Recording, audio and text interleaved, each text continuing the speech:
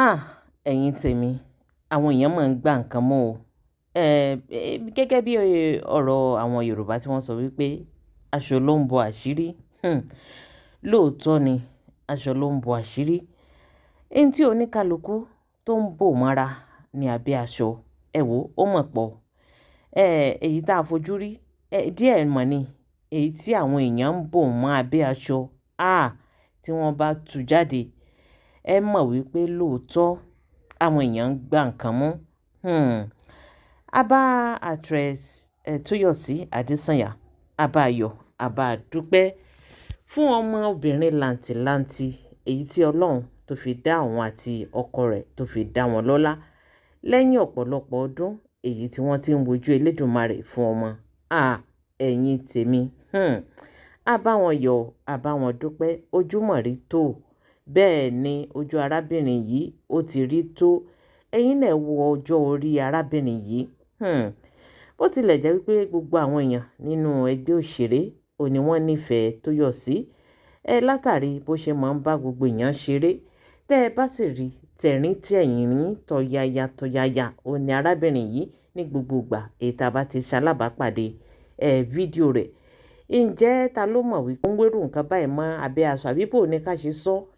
Ẹ̀yin tèmi, kì í ṣe gbogbo àwọn èèyàn tó bá rẹ́rìn-ín ó ní wọn ò ní ṣòro o. Ẹ wò ẹ̀rín tí ọ̀pọ̀lọpọ̀ gan rín nígbà míì, àwọn èèyàn kàn fi ń ṣe cover up ni. Bẹ́ẹ̀ ni, torí tá a bá ríru actress Tóyọ̀sí yìí, ǹjẹ́ ẹ jẹ́ mọ̀ wípé fún ọdún bíi mélòó kan ni wọ́n ti ń wojú ọmọ. Tó sì jẹ́ wípé wọ́n ti ṣe oríṣiríṣi. Wọ́n ti ṣe implant, wọ́n ti ṣe IVF, kò sí ohun tí wọn ò tí ì ṣe tán. Ẹ wò ilé aládùn àtàndé aládùn kò síbi tán tí ì lọ, àti ilé àfáà àti ilé wòlíì. Ọlọ́run ló mọ oríṣiríṣi ohun tí arábìnrin yìí yóò ti jẹ. Látàrí wípé wọ́n ń wá ọmọ. Ẹ̀yin ẹ wò àti ọdún tí arábìnrin yìí tó ti ń bá a bọ̀ pẹ̀lú òun àtọkọ rẹ̀. Ẹ wo ohun tójú rẹ̀ ó ti rí. Ẹ wo ohun tẹ́tí rẹ̀ ó ti gbọ́ síbẹ̀síbẹ̀ náà. Tayọ̀ tẹ̀rín tàwàdà òun ló mọ̀ fi ń bá àwọn ẹlẹgbẹ́ rẹ̀ ṣe. Àtọmọdé àtàgbà.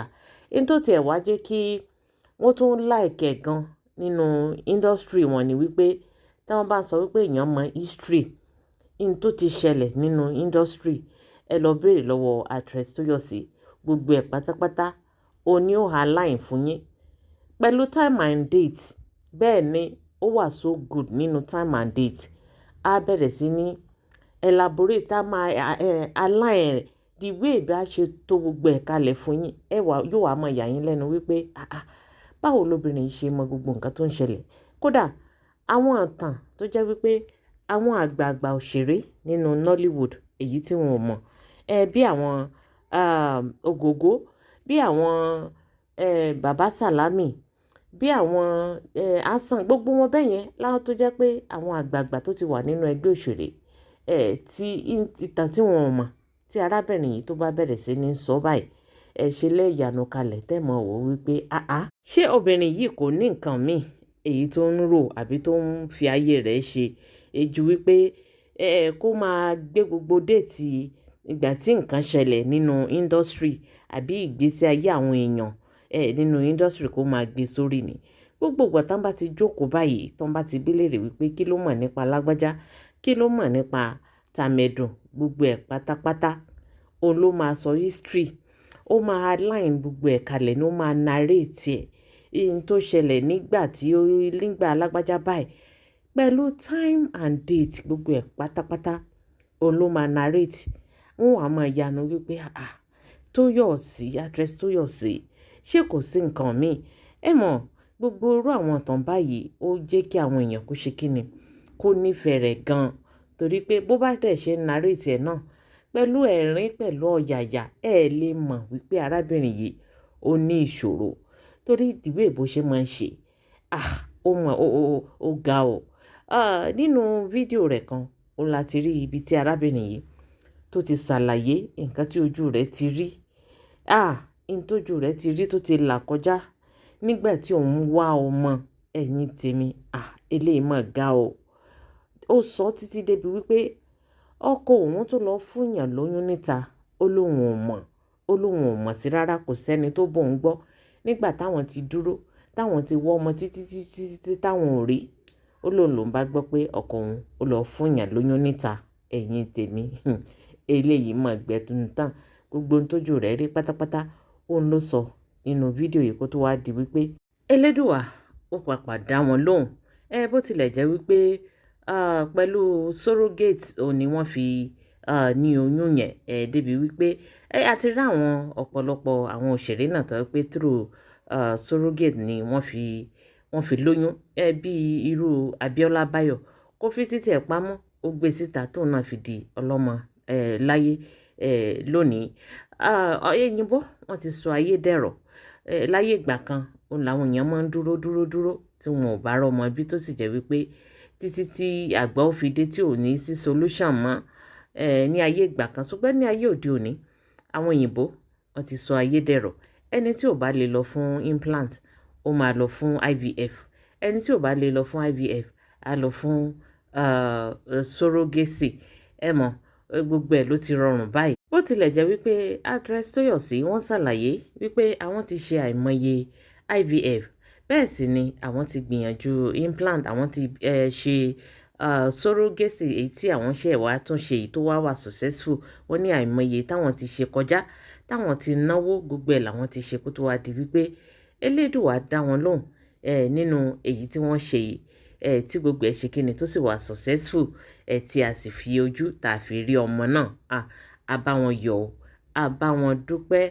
Gbogbo àwọn òṣèré pátápátá òun ni wọ́n ti jáde tí wọ́n ti bá wọn yọ̀ tán ti bá wọn dúpẹ́ inú wọn dùn torí pé ọ̀pọ̀lọpọ̀ gan ò tiẹ̀ mọ̀ wípé actress Tóyọ̀sí pé wọn ò tiẹ̀ tí ì lọ́mọ láyé pé àbí wọn ò tí ì bímọ. Ẹ wò ó ga o aṣọ ń bo àṣírí o. Nínú fídíò yìí wọ́n ń sọ ọ̀pọ̀lọpọ̀ bí ìrìn àjò wọn ṣe rí nínú ìgbéyàwó ntójú wọn ti rí. Ẹ jẹ́ ká gbọ́ ntí actress Tóyọ̀sí èyí tí wọ́n sọ nínú fídíò yìí. So mo wá lọ ṣe laparoscopy and dye test.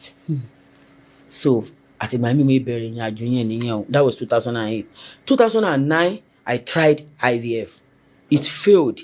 IVF was like 901 million then. At First Mercy Hospital in Akure, I had a doctor, Dr. K. Baba doctor in Louis Hospital yẹn. So mo ṣe IVF. That was 2009. Tí mo kọ́ gbọ́ nǹkan tó ń jẹ́ IVF. Mo dẹ̀ ṣe, mo gádà owó jọ, mo ní boutique ìgbà yẹn good. So mo ta gbogbo ẹ̀ mo dẹ̀ ṣe IVF yẹn. 2009 mo tún dúró IVF yẹn free. You know it's 50-50. It failed. So in 2011 I tried another one. 2009 yes. Mo rántí yes. Ó failed. So mo wá dúró fún IVF. We are waiting in the Lord with my husband. During that time, 2013, that operation was so hectic for me. I had to carry it. I was introduced to another set of facility itinerary. That doctor was late now, Commissioner for Health in Ondo State in Akure. So I made that one. It doesn't work.